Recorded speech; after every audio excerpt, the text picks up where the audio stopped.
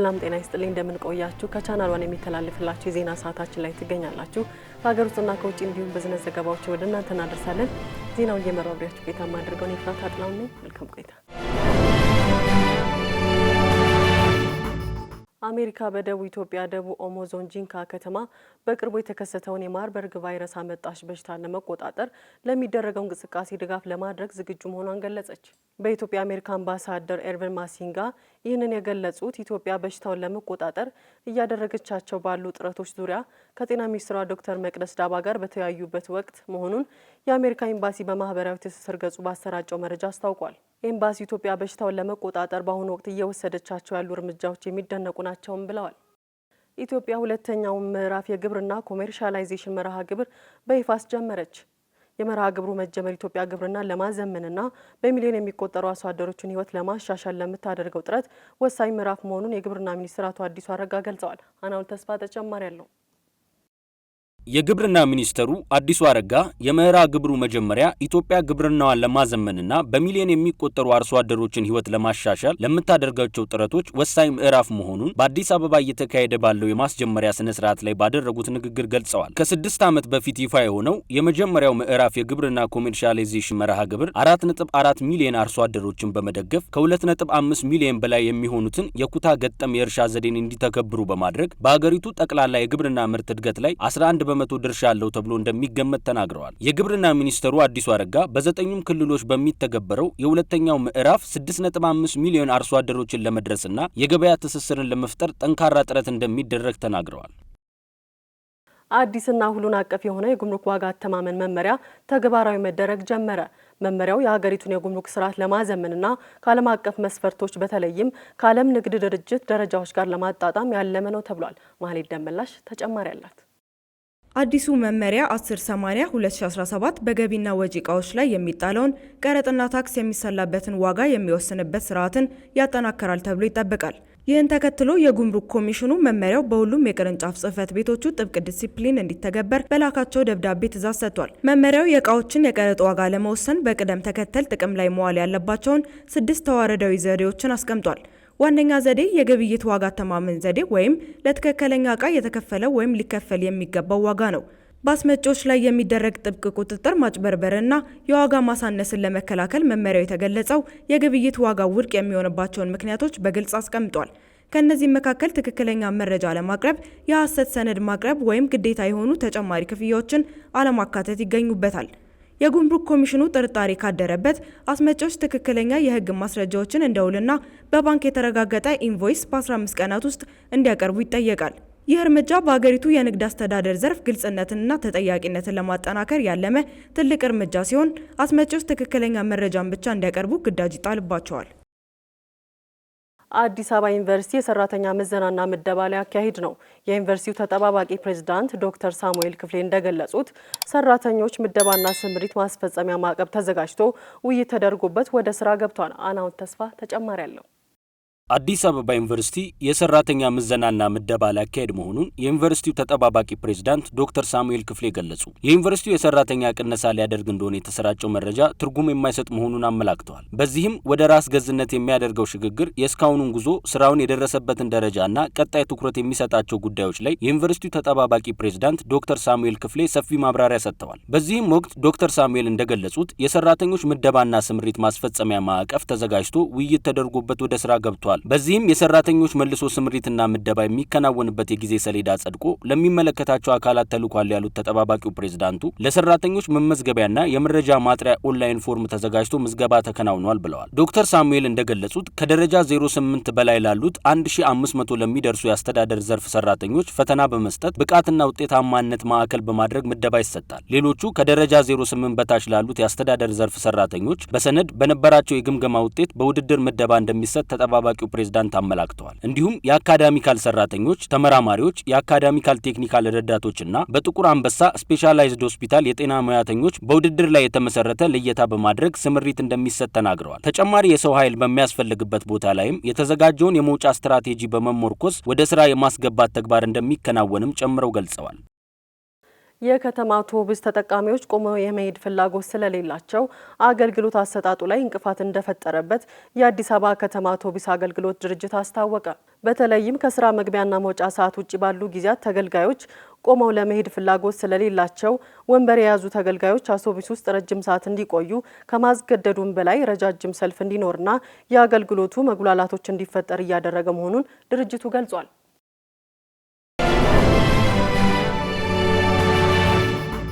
እየተከታተላችሁ የምትገኙት ከቻናል ዋን የሚተላለፍላችሁ የዜና ሰዓታችን ነው። አሁን ደግሞ ከውጭ ወዳገኘናቸው መረጃዎች አልፋለሁ። ሰዎች የኤአይ መሳሪያዎች የሚነግራቸውን ሁሉ ማመን እንደሌለባቸው የአልፋቤት ኃላፊ አሳሰቡ። አሁን ያለው ዘመናዊ የኤአይ ቴክኖሎጂ ለአንዳንድ ስህተቶች የተጋለጠ ስለመሆኑ ተናግረዋል። የጉግል እናት ኩባንያ አልፋቤት ዋና ስራ አስፈጻሚ ሱንዳር ፒቻይ ከቢቢሲ ጋር በነበራቸው ቃለ ምልልስ በተቻለ መጠን የኤአይ ትክክለኛ መረጃ እንዲሰጥ በምንሰራው ስራ እንኮራለን። ነገር ግን አሁን ላይ ያለው ዘመናዊ የኤአይ ቴክኖሎጂ ለአንዳንድ ስህተቶች የተጋለጠ ነው ብለዋል። በኤአይ ቴክኖሎጂ ላይ ብቻ ከመተማመን ይልቅ የበለጸገና ሰፊ የሆነ የመረጃ ስነ ምህዳርን መፈለግ ተገቢ ነው ያሉት ኃላፊው ተጠቃሚዎች እነዚህ መተግበሪያዎች ከሌሎች አጋዥ መሳሪያዎች ጋር እንዲጠቀሙ አሳስበዋል። አንዳንድ ባለሙያዎች እንደ ጉግል ላሉ ትላልቅ የቴክኖሎጂ ኩባንያዎች የመሳሪያዎቻቸውን ውጤት እንዲፈትሹና እንዲያጣሩ ከመጋበዝ ይልቅ ስርዓቶቻቸውን ይበልጥ አስተማማኝ ማድረግ ላይ ማተኮር አለባቸው ሲሉም መክረዋል። የኤአይ መሳሪያዎች ጠቃሚዎች ናቸው፣ የፈጠራ ስራዎችን ለመስራት ያግዛሉ። ነገር ግን ሰዎች እነዚህ መሳሪያዎች ምን ላይ ጥሩ እንደሆኑ በመለየት መጠቀምን መማር አለባቸው። ሁሉንም በጭፍን ማመን ተገቢ አይደለም ሲሉ ተናግረዋል። ጠንክሮ ስራ የሚሰራ ሰው ይከበራል፣ ይወደሳል። በተቃራኒው ደግሞ ብዙ ጊዜ ስራ የማይሰራ ሰው ሰነፍ፣ ደካማ፣ ህልም የሌለው የመሳሰሉ በርካታ ትችትና ሀሜትን ያስተናግዳል። የዓለም የስፖርት ጽንሰ ሀሳብን በሚገዳደር መልኩ በደቡብ ኮሪያ ግን ምንም አለመስራት እንደ ህጋዊ ስፖርት ይቆጠራል። ለዝርዝሩ አማሩ ገብሩ። በሀገሪቱ ዋና ከተማ በሲኦል ምንም አለመስራት እንደ ህጋዊ ስፖርት የሚቆጠር ሲሆን ዓመታዊ በዓል ሆኖም የሚካሄድ ልዩ ውድድር ነው። ይህ ውድድር የተፈጠረው በዓለማችን እጅግ በተጨናነቁና በስራ ጫና በሚታወቁት የደቡብ ኮሪያ ከተማ ህይወት ውስጥ ለሚኖሩ ዜጎች የአእምሮ ረፍት፣ መረጋጋትና ሰላም ለመስጠት ያለመ ነው። ውድድሩ በሚካሄድበት ጊዜ ተወዳዳሪዎች በከተማ መሃል በሚገኙ ትልልቅ መናፈሻዎች ወይም ክፍት ቦታዎች ላይ ለግል በተዘጋጀላቸው ምንጣፍ ላይ ተቀምጠው ወይም ተኝተው ለተወሰኑ ሰዓታት ይቆያሉ። በዚህ ወቅት ምንም አይነት የሰውነት እንቅስቃሴ ማድረግ፣ መነጋገር፣ መተኛት ወይም ማህበራዊ ሚዲያ መጠቀም በጥብቅ የተከለከለ ነው። ዋና ግቡ የአእምሮንና የሰውነትን ንቁ መረጋጋት ማስመዝገብ ነው። አሸናፊው የሚወሰነው በሁለት ዋና ዋና ሳይንሳዊ መመዘኛዎች ሲሆን ይህም የውድድሩ ህጋዊ ስፖርታዊነትን የሚያረጋግጡ ናቸው። በመጀመሪያ ተወዳዳሪው በቆይታው የልብ ምቱን ከተለመደው የእረፍት ጊዜ ምት ጋር ተቀራራቢና የተረጋጋ እንዲሆን ማድረግ መቻል አለበት። ሁለተኛውና ወሳኙ መመዘኛ ደግሞ በተረጋጋ ሁኔታ ውስጥ ቢሆንም ወደ ጥልቅ እንቅልፍ ሳይገባ ለረጅም ጊዜ መቆየት መቻሉ ነው። ተወዳዳሪዎች የሚገመገሙት የልብ ምታቸው በእጅ ላይ በሚታሰር መሳሪያ አማካኝነት ሲሆን ከቦታው የሚነሱ ወይም የሚተኙ ተወዳዳሪዎች ወዲያውኑ ከውድድሩ ውጪ ይሆናሉ። ይህ ምንም አለመስራት ውድድር በስራ ጫና ውስጥ ያሉ ዜጎች ንቁ ሆነው እንዲያርፉና እንዲረጋጉ በማበረታታት በዘመናዊ ዓለም ውስጥ ለተፈጠረው የውጥረት ችግር ያልተጠበቀ ባህላዊ መፍትሄ እየሰጠ ይገኛል። የኢንተርኔት መሰረተ ልማት አገልግሎት አቅራቢ በሆነው በክላውድ ፍሌር ላይ የተከሰተ ትልቅ የቴክኒክ ችግር በዓለም ዙሪያ የሚገኙ በርካታ አስፈላጊ ድረገጾች ስራ እንዲያቆሙ አድርጓል ተባለ። መቆራረጡ ከፍተኛ ኢንተርኔት ክፍል ላይ ተጽዕኖ አሳድሯል። ለዝርዝሩ ጸጋነሽ ተሰማ። የብሪታንያ ጋዜጣ ዘ ኢንዲፐንደንት ባወጣው ዘገባ መሰረት ክላውድ ፍሌር በአሁኑ ጊዜ የኦንላይን ላይ አገልግሎቶችን እንዲቀጥሉ የሚያስችሉ በርካታ ጠቃሚ የቴክኒክ አገልግሎቶች ይሰጣል።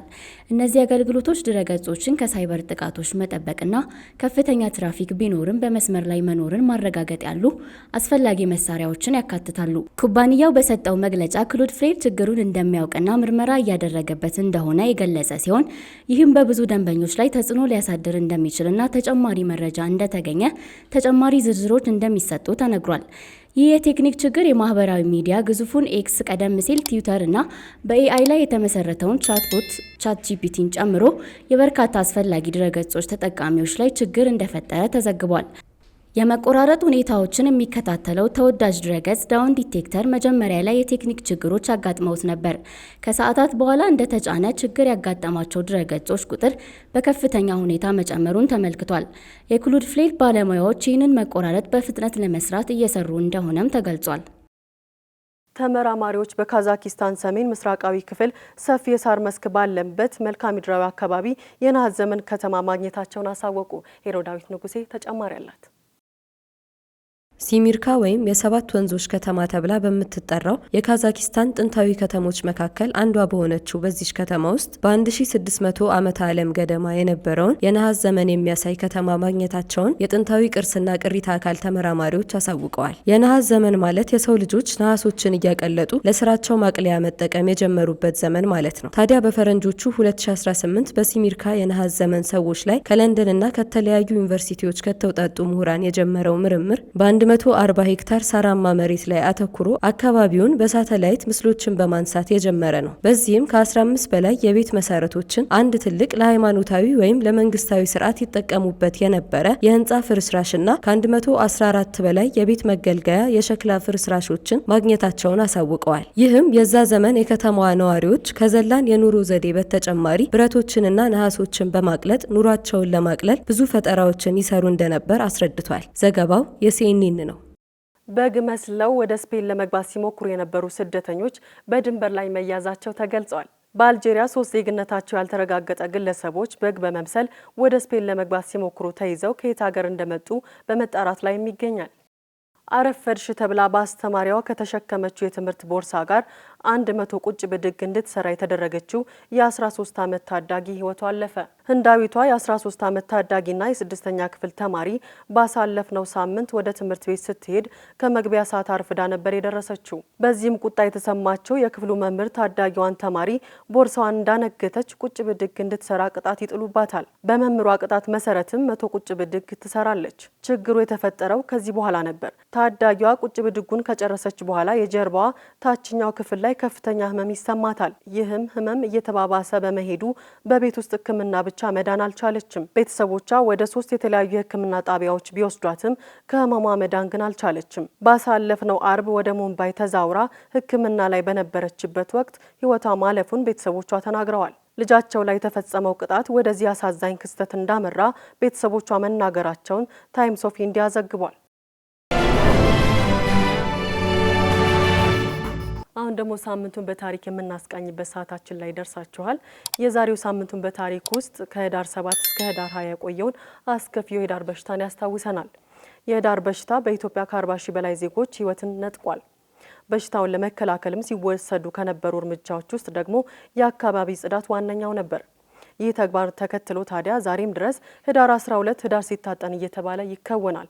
1911 ዓመተ ምህረት የዛሬ 107 ዓመተ ምህረት ህዳር 7 እስከ ህዳር 20 የተከሰተ በሽታ ነው። ይህንን አስከፊ ወረርሽኝ በተመለከተ ባልደረባችን አማሩ ገብሩ እንደሚከተለው ያቀርበዋል። የዛሬ ሳምንቱን በታሪክ ውስጥ ከህዳር 7 እስከ ህዳር 20 የቆየውን አስከፊው የህዳር በሽታ ያስታውሰናል። የህዳር በሽታ በኢትዮጵያ ከ40 ሺህ በላይ ዜጎችን ህይወት ነጥቋል። በሽታውን ለመከላከል ሲወሰዱ ከነበሩ እርምጃዎች ውስጥ ደግሞ የአካባቢ ጽዳት ዋነኛው ነበር።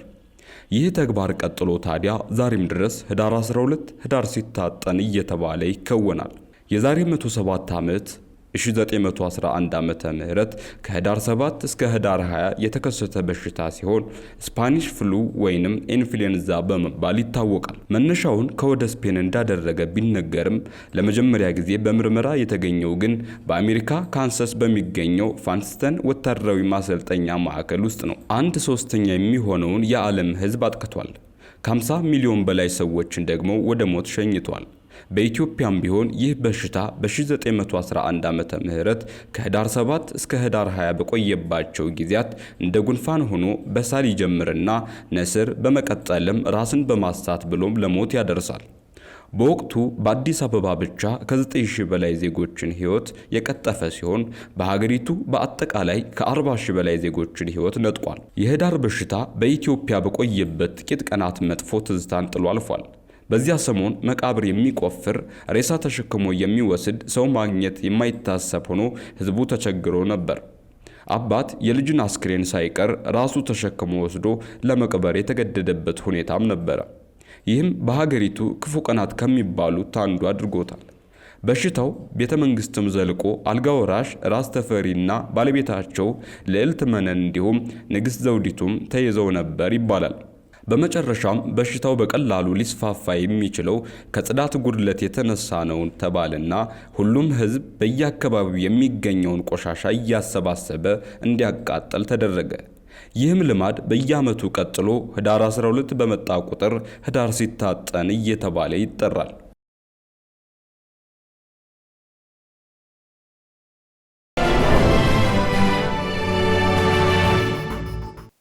ሳምንቱን በታሪክ ተመልክተን ተመለስን። በመጨረሻም የቢዝነስ ዘገባዎችን ወደ እናንተ አደርሳለሁ።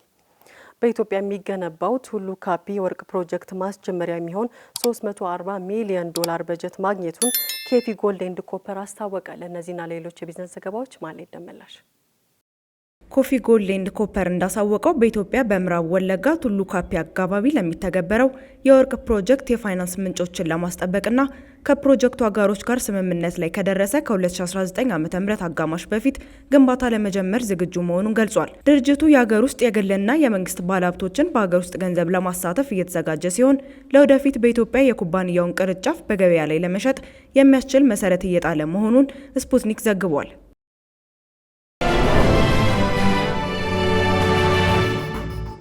ኢትዮጵያ በጥራጥሬና ቅባት እህሎች የወጪ ንግድ በዓለም አቀፍ ደረጃ ግንባር ቀደም ለመሆን እየሰራች እንደምትገኝ የንግድና ቀጠናዊ ትስስር ሚኒስትር ዶክተር ካሳሁን ጎፌ ገለጹ።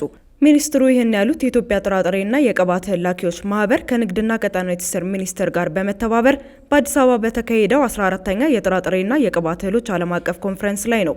ጉባኤው የሀገር ውስጥ ላኪዎች፣ ግብዓት አቅራቢዎች፣ አገልግሎት ሰጪዎችና ዓለም አቀፍ ገዢ ኩባንያዎች በአንድ መድረክ ግንኙነታቸውን የሚያጠናክሩበትና አዲስ የገበያ ትስስር የሚፈጥሩበት መሆኑንም አመላክተዋል። በጉባኤው ከ600 በላይ የሀገር ውስጥና የውጭ ሀገር ተሳታፊዎችም ታድመውበታል።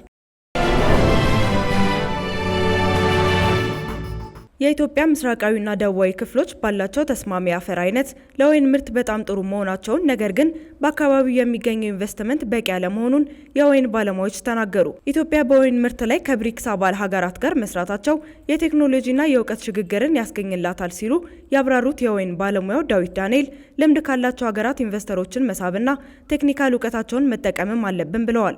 ባለሙያው የሀገሪቱን የወይን ኢንዱስትሪ ለአፍሪካውያን ጥሩ ገበያ ዕድል ይፈጥራል ሲሉ ኢትዮጵያ የጀመረችውን የወይን እርሻ ጉብኝትና የወይን ቅምሻ የቱሪዝም እንቅስቃሴ እንደ ጥሩ ተሞክሮ አስረድተዋል። አክለውም በአብዛኞቹ የወይን እርሻዎች የሚገኙ የወይን ተክሎች ለአደጋ የተጋለጡ ናቸው ያሉ ሲሆን በዚህ ላይ ምርምሮች እንዲሰሩ በሩ ክፍት መሆን እንዳለበትም ገልጸዋል።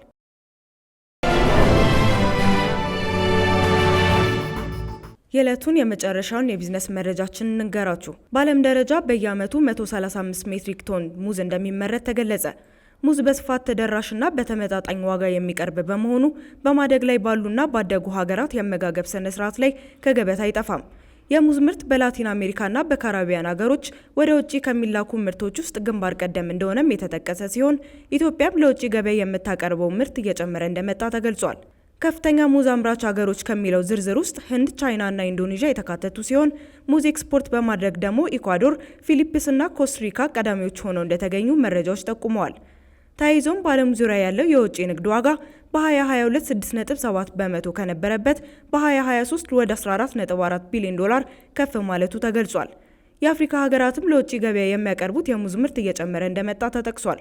አንጎላ፣ ናይጄሪያ እና ታንዛኒያ ከፍተኛ የሆነ ምርትንም እንደሚያመርቱ ተገልጿል። ኢትዮጵያ ለውጭ ገበያ የምታቀርበው የሙዝ መጠን እየጨመረ የመጣ ሲሆን ዋነኛ መዳረሻውም ሶማሌ፣ ጅቡቲ እና ሳውዲ አረቢያ ናቸው። ስትከታተሉ የቆያችሁት የቻናል ዋን የዜና ሰዓታችንን ነበረ። ዜናውን እየመራው አብሬያችሁ ቆይታ ያደረኩት እኔ ፍራታ ጥላሁን ነበርኩኝ። ሌሎች የቻናል ዋን ፕሮግራሞች ይቀጥላሉ። መልካም ጊዜን ተመኘ።